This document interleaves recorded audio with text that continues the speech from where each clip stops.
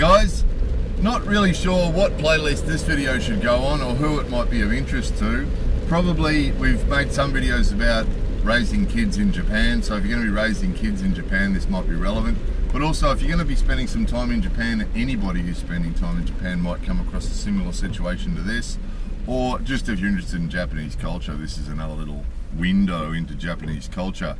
So what triggered this video was one of our friends, a family that we know, there's a daughter in the family who's just about to start junior high school, and the mother went up to the school because they have this sort of like a briefing really, where they just give all the information to the parents about what's going to be required for the kids starting junior high school. And they gave her a list of things that she was going to need, and included in that package of stuff that she was going to need was a brochure for bicycles. Now the girl already has a pretty good bicycle and a helmet, and she's been riding around on her bike for quite some time.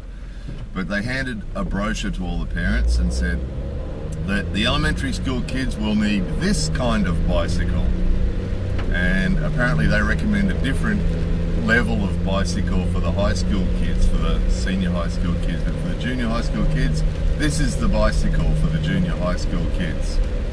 And they will also need the special raincoat that goes with that bicycle.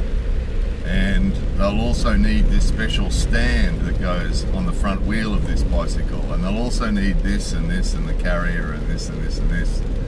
And the bottom line was Hachiman, about $800 for this bicycle. And of course the girl already has a decent bicycle and a helmet, and also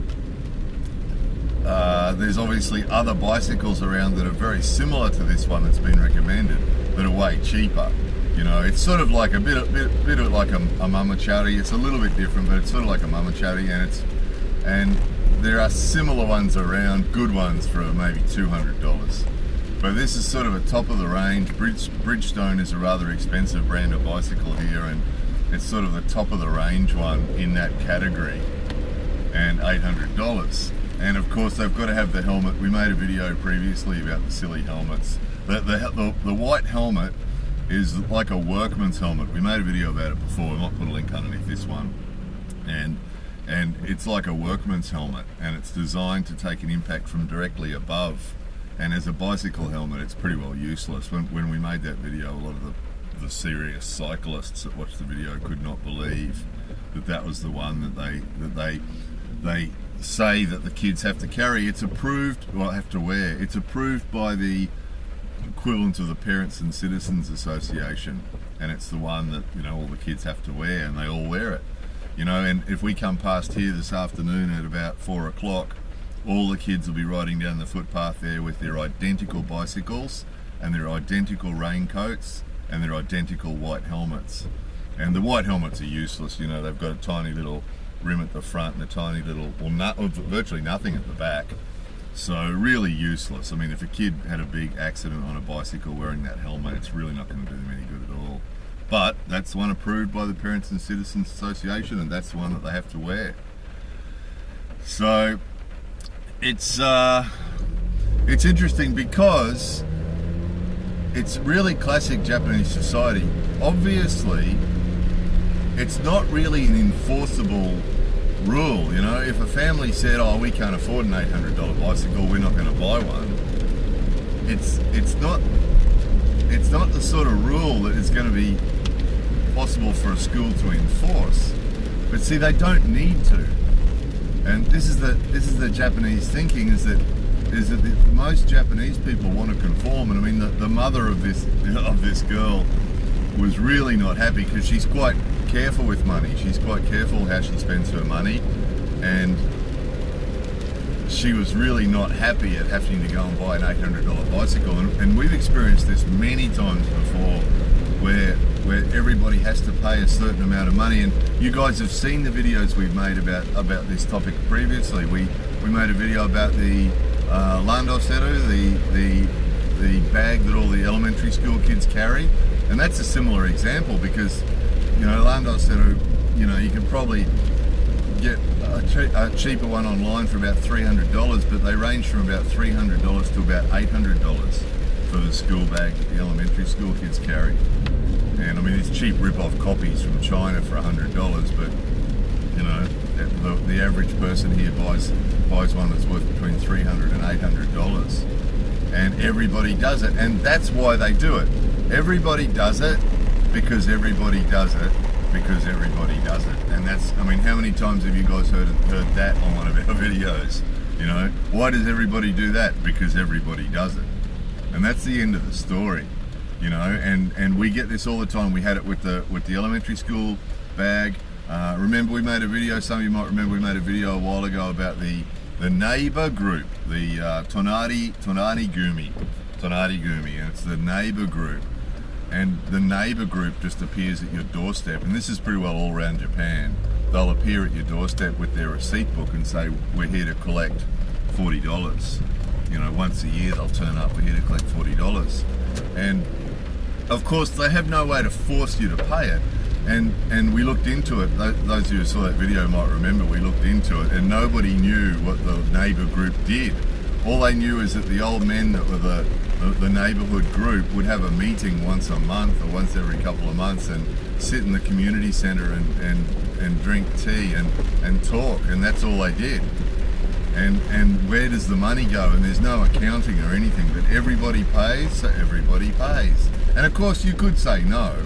You could say no, but you know, it's and foreigners, this is where foreigners often do go head to head with stuff like this, and it's sort of, you can if you want to, but it's really not going to do you any good, and it's going to really, you know, if you're living in a neighbourhood and you're refusing to pay the money that everybody else is paying, and I mean there's lots of those. There's the neighbour group, they come around wanting their $40, and then when there's festivals, quite often what they'll do is they'll come around and say, "Oh, we're collecting the money for the spring festival, it's $30."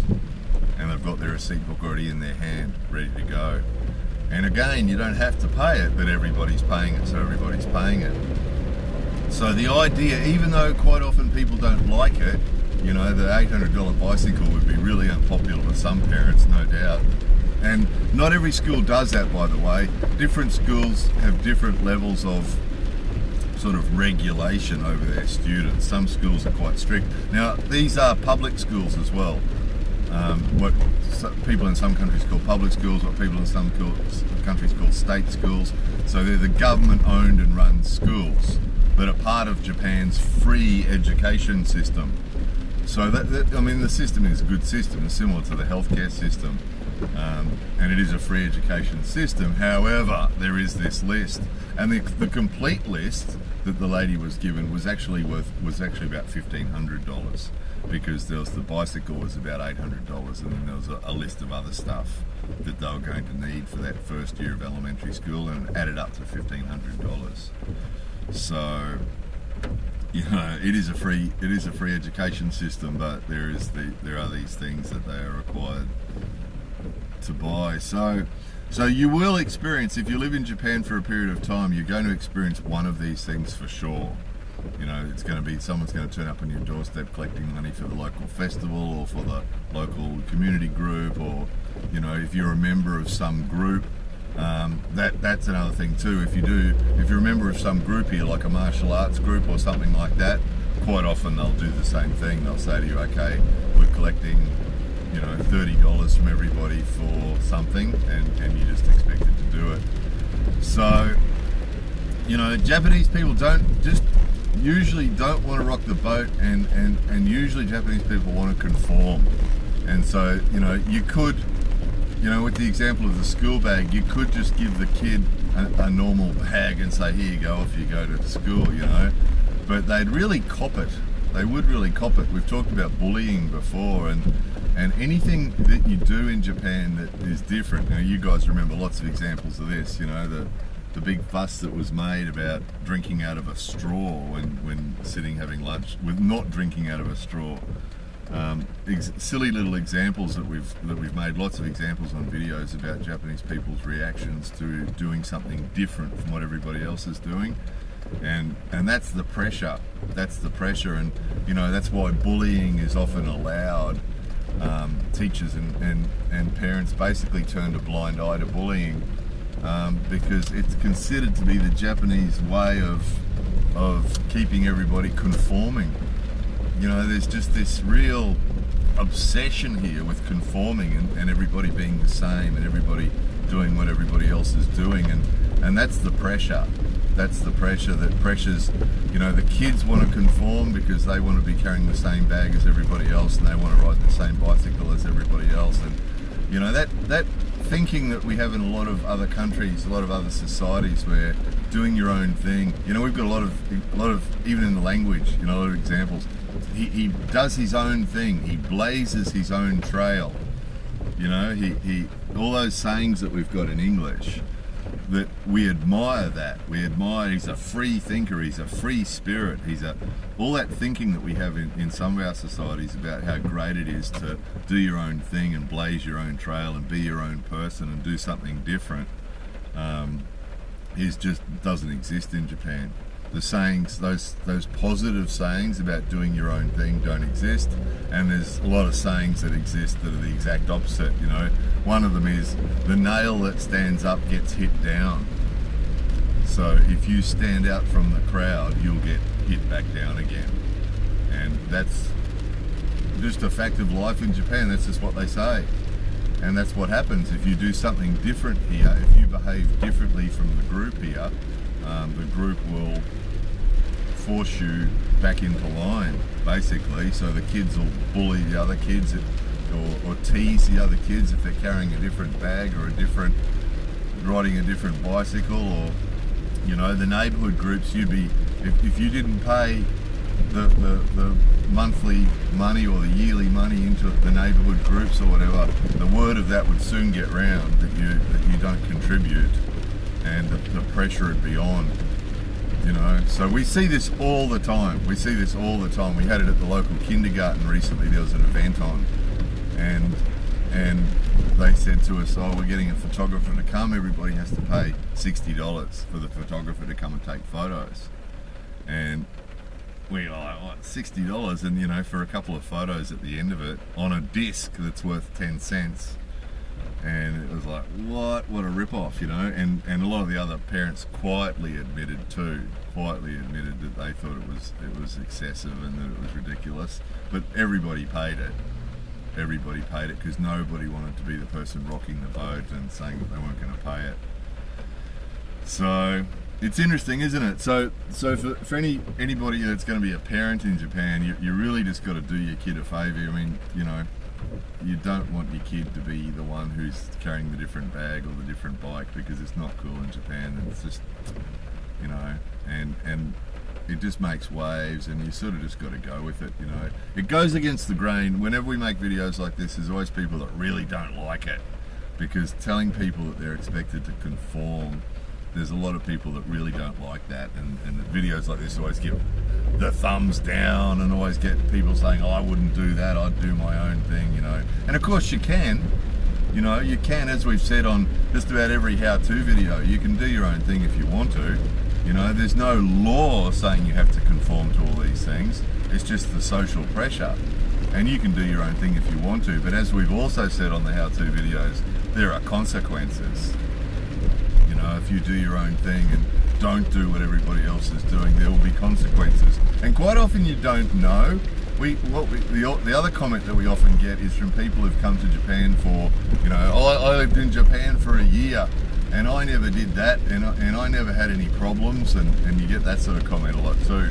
And the thing is that sometimes the consequences of doing something different become clear straight away. You know, straight away. You know, the one that immediately came to mind, you know, after a festival, everybody was walking up this long road and then over a bridge and then somewhere else, and it was just quicker just to walk straight across the street and go down that little side street. And of course, you know, the foreigner decided to do that because it seemed logical, and the guardman made a big fuss and waved their batons, and the people that were with us were all embarrassed, and you know, sometimes the consequences of doing your own thing are clear really, really immediately, and other times they're not. Other times you'll just never know, And what it'll be is that there'll be a party on, and people will just not invite you because they're worried that you're going to come and do your own thing. Because it's not admired, you know. Japanese society, in some societies we admire that person who's different and does his own thing. Whereas here it's not, it makes people uncomfortable. And if you've developed a reputation for yourself of not doing what everybody else does and of doing your own thing, that'll make some people really uncomfortable. And then what'll happen is, you know, they won't offer you that job, or they won't invite you to the party, or they won't want to hang out with you publicly, because this isn't like with all these videos. This isn't always the case, but it often is. It often is, and you just won't know. You just won't know because the conversation went on when you weren't there. They were saying, well, what are you going to do to that barbecue on Saturday? The barbecue on Saturday, that's a great idea. Are you going to invite Robert? And then someone's going to go, oh, maybe we won't invite Robert. And they go, yeah. And they all know why, because they're worried that Robert's going to do his own thing and embarrass everybody. So no, let's not invite Robert. Or, you know, we need someone to teach English at the company or something. And, you know, should we offer the job to Robert? Oh, no, maybe not. And they won't sit there and defame you or anything, but they'll all quietly understand that, you know, no, we don't want him at the company because he does his own thing, you know. We don't want that going on. So you know, you can come to Japan and you can do whatever you want to do, and probably nobody will even comment. They'll just quietly let you do whatever you want to do, but you know, inevitably there's consequences. Inevitably there's consequences that aren't good. So you just have to go with it. You just sort of got to bite the bullet. You sort of just got to see it as part of the deal. You know, that it's painful sometimes, and particularly if it's expensive. You know, if you're a working person who works hard for their money, and you know, you're trying to get on top of it and try and pay the bills, and you're sort of trying to catch up with the bills, and suddenly someone turns up, puts out their hand for $40, and it's like, oh, you know. And you know, it's for nothing. I mean, that community money that we give away to the old men, you know, those of you who saw that video, we looked into it. We really looked into it to find out what they do. And they do virtually nothing. They sit around and talk. And this money just disappears, and there's no accounting system telling you where it gets used or anything. There's no report that comes back to the residents telling us where our money goes, what it's spent on. And quite often that's the case, and that, you know, the photographer with his $60 per person for a couple of photos on a disc, you know, that's obviously a rip-off. You know, the $800 bike where it could be a $200 bike, you know, it's obviously a rip-off. But you sort of just got to bite your tongue and just go, oh, well, it's just part of the deal of being here. And particularly if you have a Japanese partner and if you have kids, you know, it's not fair on them. If you've got a Japanese partner, or if you've got kids that have grown up in Japan, it's not fair on them. You've got to think about them in these circumstances, that put them on a $200 bike when everybody's riding the $800 bike, or do anything at all that makes them different from everybody else. And it makes them really uncomfortable. It makes them really uncomfortable because that's the way it is here. And those of you who've lived here for a while, who are sensitive to what goes on around them and are aware of what goes on around them, will recognise this. You know, you inevitably end up trying to conform as much as possible and be different as little as possible. And I mean, when you're a foreigner, obviously, it's, you know, there's some things that we can't conform to, obviously, because we look different, and there's a whole heap of differences like that. But generally, with our behaviour and with what we do and the decisions we make and that sort of thing, generally, particularly when you're part of a group, it's just better just to go along with what everybody's doing. You know, it really is better. The results will be better. You know, usually the results will be better just doing that. So anyway, hopefully that will be of interest to somebody.